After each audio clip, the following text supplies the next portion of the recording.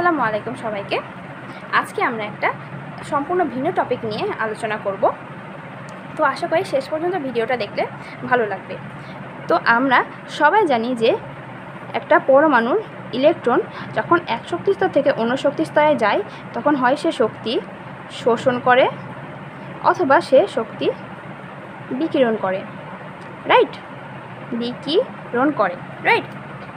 কিন্তু একটা আপনাকে মজার জিনিস বলে রাখি, সে যখন এক শক্তিস্তর থেকে অন্য শক্তিস্তরে যাবে তখন সে এই মাঝের পথটা ট্রাভেল করবে না।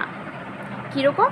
ধরুন যে এখানে একটা ইলেকট্রন আছে, সে যখন এই ইলেকট্রনটা এই কক্ষপথ ধরে ঘুরছে তখন সে যখন শক্তি শোষণ করবে তখন দেখা যাবে হুট করে এখানে এই জিনিসটা অদৃশ্য হয়ে এখন এই কক্ষপথ ধরে ঘোরা শুরু করেছে।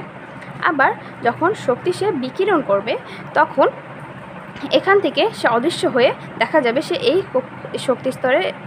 শক্তিস্তর ধরে ঘুরছে। ব্যাপারটা অ্যাকচুয়ালি টেলিপোর্টের মতো। খুব অবাক হচ্ছেন, তাই না? এখন এই জিনিসটা ধারণা কিভাবে আসলো বা কিভাবে এই জিনিসটা জানা গেল? যখন আমাদের বিজ্ঞানী নিলস বোর যখন তিনি পরমাণুর মডেল উপস্থাপন করেছিলেন তখন তিনি একটা বলেছিলেন যে ইলেকট্রন যখন এক শক্তিস্তর থেকে অন্য শক্তিস্তরে যাবে বা নিম্ন শক্তিস্তর থেকে উচ্চ শক্তিস্তরে যাবে তখন শক্তি বিকিরণ মানে শক্তি শোষণ করবে এবং উচ্চ শক্তিস্তর থেকে নিম্ন শক্তি স্তরে আসার সময় শক্তি বিকিরণ করবে। তখন একটা প্রশ্ন উঠেছিল যে তাহলে মাঝে সে মানে ইলেকট্রনটা কিভাবে যাবে? তো ক্লাসিক্যাল চিন্তাভাবনা করেই বলা হয়েছিল যে ইলেকট্রনটা ধীরে ধীরে যাবে। কিন্তু অ্যাকচুয়ালি যখন এটা জানা গেল তখন একটা জিনিস দেখা হলো যে ইলেকট্রন যখন এক শক্তিস্তর থেকে অন্য শক্তিস্তরে যায় তখন সে একটা নির্দিষ্ট তরঙ্গ দৈর্ঘ্যে নির্দিষ্ট ল্যামডার শক্তি সে উৎপন্ন করে। ব্যাপারটা আরেকটু সহজভাবে বলি, হচ্ছে গিয়ে ধরুন যে এই শক্তিস্তর থেকে এই শক্তিস্তরে সে আসবে তখন মানে উচ্চ শক্তিস্তর থেকে নিম্ন শক্তিস্তরে আসবে তখন প্রতি ক্ষুদ্র ডিএক্স দূরত্ব অতিক্রম করার ফলে যে সে ট্রাভেল করে আসতো তাহলে ক্ষুদ্র ডিএক্স দূরত্ব অতিক্রম করার ফলে সে একটা ল্যামডা তরঙ্গ দৈর্ঘ্যের শক্তি উৎপন্ন করত। আরও একটা ক্ষুদ্র ডিএক্স দৈর্ঘ্য অতিক্রম করার সময় সে আরও একটা ক্ষুদ্র ল্যামডা তরঙ্গ দৈর্ঘ্যের শক্তি উৎপন্ন করত। কিন্তু সে এটা করে না, সে একেবারে নির্দিষ্ট রঙের বা নির্দিষ্ট বর্ণালীর বা নির্দিষ্ট তরঙ্গ দৈর্ঘ্যের শক্তি সে উৎপন্ন করবে। যদি সে এইভাবে ট্রাভেল করে করে যাইতো তাহলে একটা ধারাবাহিকভাবে আলো পেত আর ধারাবাহিকভাবে বিভিন্ন তরঙ্গ দৈর্ঘ্যের শক্তি পেত। কিন্তু সেটা করে না, সে শুধু একটা নির্দিষ্ট তরঙ্গ দৈর্ঘ্যের শক্তি উৎপন্ন করে। এর থেকে সিদ্ধান্ত নেওয়া গেল যে না, ইলেকট্রন এইভাবে টেলিপোর্ট করে অ্যাকচুয়ালি। এখন কোয়ান্টাম মেকানিক্স ব্যাপারটাকে কিভাবে অ্যাকচুয়ালি জাজ করে সেটা হচ্ছে গিয়ে কোয়ান্টাম মেকানিক্স এটা বলে যে ইলেকট্রন কোনো পার্টিকুলার অবজেক্ট না। ইলেকট্রনের অবস্থা বোঝার জন্য ওয়েভ ফাংশন তারা ইউজ করে। ওয়েভ ফাংশন দিয়ে ইলেকট্রনের অবস্থা কী করা হয়। এখন ওয়েভ ফাংশন জিনিসটা কি? এখন আমরা বইয়ে পড়ছি যে ইলেকট্রন হচ্ছে গিয়ে ইলেকট্রন মেঘের ব্যাপারে পড়ছি। এখন এই ইলেকট্রন মেঘ হচ্ছে গিয়ে অ্যাকচুয়ালি ইলেকট্রন মেঘকে ওয়েভ ফাংশন বলা হয়। মানে এক একটা যে শক্তিস্তর আমরা বলতেছি না, এই এক একটা শক্তিস্তর হচ্ছে গিয়ে এক একটা ওয়েভ ফাংশন। এখন ইলেকট্রন তো ধরেন যে হচ্ছে গিয়ে মেঘ আকারে থাকে।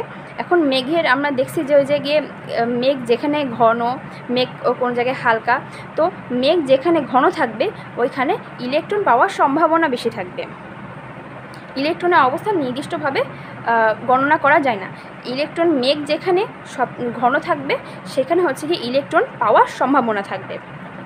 এই জিনিসটাই হচ্ছে গিয়ে ওয়েভ ফাংশন। তো কোয়ান্টাম মেকানিক্স এই হচ্ছে টেলিপোর্টটাকে যেভাবে উপস্থাপন করে সেটা হচ্ছে ইলেকট্রন একটা ওয়েভ ফাংশনে আছে, সে আরেকটা ওয়েভ ফাংশনে একটা নিউ ওয়েভ ফাংশনে যখন যাবে তখন সে মাঝামাঝি কোনো ওয়েভ সে প্রদর্শন করবে না। ধরুন যে কথার কথা ইলেকট্রনের ওয়েভ ফাংশন এখন এরকম দেখাচ্ছে, তো হুট করে দেখা যাবে ইলেকট্রনের ওয়েভ ফাংশন যখন শক্তি শোষণ বা বিকিরণ করলো ওয়েভ ফাংশনটা এরকম হয়ে গেল। এখান থেকে এই ফাংশনে আসার মাঝামাঝি যে অবস্থা, ইলেকট্রন কখনোই এই অবস্থায় যায় না। এই জিনিসটাকেই অ্যাকচুয়ালি টেলিপোর্ট হিসেবে মানে ইলেকট্রন টেলিপোর্ট হচ্ছে, এরকমভাবে ব্যাখ্যা করা হয়। আগে একটু সহজ উদাহরণ দিয়েছিলাম, এখন ব্যাপারটা অনেক গভীর এবং জটিল। অর্থাৎ প্রথম দিকে আমরা যদি বলি ইলেকট্রন এক শক্তি স্তর থেকে অন্য শক্তি স্তরে যাওয়ার সময় মাঝে কোনো পথ ট্রাভেল করে না, সে টেলিপোর্ট হয়। এবার যদি আমরা আরও কোয়ান্টাম মেকানিক্স আরও ডিপলি চিন্তা করি, সেটা হচ্ছে গিয়ে ইলেকট্রন নিজের ওয়েভ ফাংশন পরিবর্তন করার সময় মাঝের কোনো অবস্থা প্রদর্শন করে না। এখন কেন এই জিনিসটা হয়, ব্যাপারটা একটু বোঝার চেষ্টা করুন।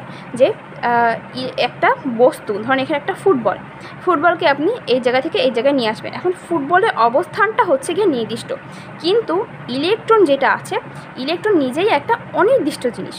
তো অনির্দিষ্ট জিনিস ফুটবল যখন এই ফুটবলের অবস্থানটা নির্দিষ্ট, ফুটবল যখন এই অবস্থান থেকে এই অবস্থানে যাবে তখন সে মাঝে দূরত্ব অতিক্রম করবে, কিন্তু ইলেকট্রনের যে অবস্থান, ইলেকট্রনের অবস্থান অনির্দিষ্ট, যার কারণে হয় কি ইলেকট্রন এই মাঝে জিনিসটা প্রদর্শন করে না। তাহলে কি বললাম, ইলেকট্রনের অবস্থান অনির্দিষ্ট, ইলেকট্রনের অবস্থান নির্দিষ্ট না, যার কারণে জিনিসটা এরকম হয়।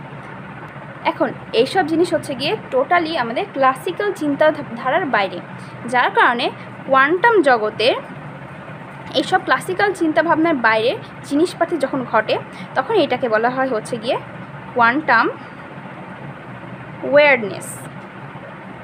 আশা করি সবার ভালো লেগেছে।